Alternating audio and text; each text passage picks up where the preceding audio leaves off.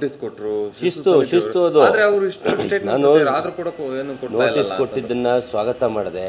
ಈ ಹಿಂದೆ ಯತೀಂದ್ರ ಸಿದ್ದರಾಮಯ್ಯ ಪದೇ ಪದೇ ಮಾಧ್ಯಮಗಳಲ್ಲಿ ಬಂದು ಮಾತಾಡಿದ ಸಂದರ್ಭದಲ್ಲಿ ಹೈಕಮಾಂಡಿನ ಗಮನ ಹರಿಸ್ಬೇಕು.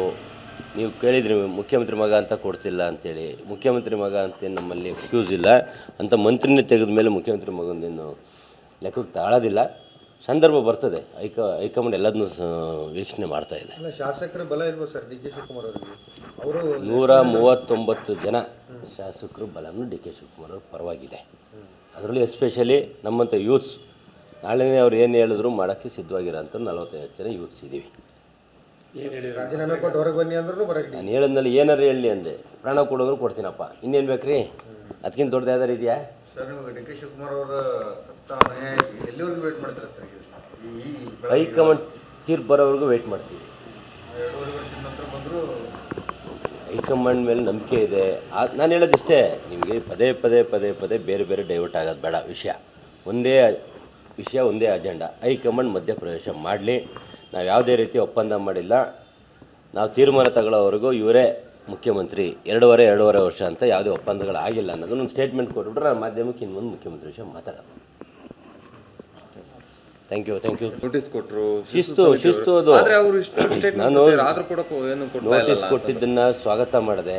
ಈ ಹಿಂದೆ ಯತೀಂದ್ರ ಸಿದ್ದರಾಮಯ್ಯ ಪದೇ ಪದೇ ಮಾಧ್ಯಮಗಳಲ್ಲಿ ಬಂದು ಮಾತಾಡಿದ ಸಂದರ್ಭದಲ್ಲಿ ಹೈಕಮಾಂಡಿನ ಗಮನ ಹರಿಸ್ಬೇಕು.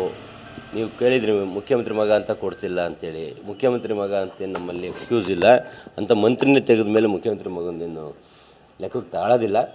ಸಂದರ್ಭ ಬರ್ತದೆ. ಹೈಕಮಾಂಡ್ ಎಲ್ಲದನ್ನೂ ವೀಕ್ಷಣೆ ಮಾಡ್ತಾ ಇದೆ. ಶಾಸಕರ ಬಲ ಇಲ್ವಾ ಸರ್ ಡಿ ಕೆ ಶಿವಕುಮಾರ್ ಅವರಿಗೆ?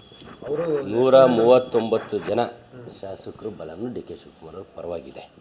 ಅದರಲ್ಲೂ ಎಸ್ಪೆಷಲಿ ನಮ್ಮಂಥ ಯೂತ್ಸ್, ನಾಳೆನೇ ಅವ್ರು ಏನು ಹೇಳಿದ್ರು ಮಾಡೋಕ್ಕೆ ಸಿದ್ಧವಾಗಿರೋಂಥ 45 ಜನ ಯೂತ್ಸ್ ಇದ್ದೀವಿ.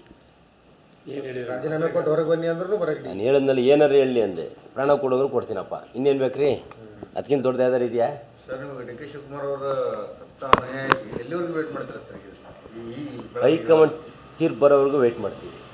2.5 ವರ್ಷದ ನಂತರ ಬಂದರೂ ಹೈಕಮಾಂಡ್ ಮೇಲೆ ನಂಬಿಕೆ ಇದೆ.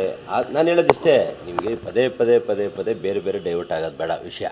ಒಂದೇ ಅಜೆಂಡಾ. ಹೈಕಮಾಂಡ್ ಮಧ್ಯಪ್ರವೇಶ ಮಾಡಲಿ.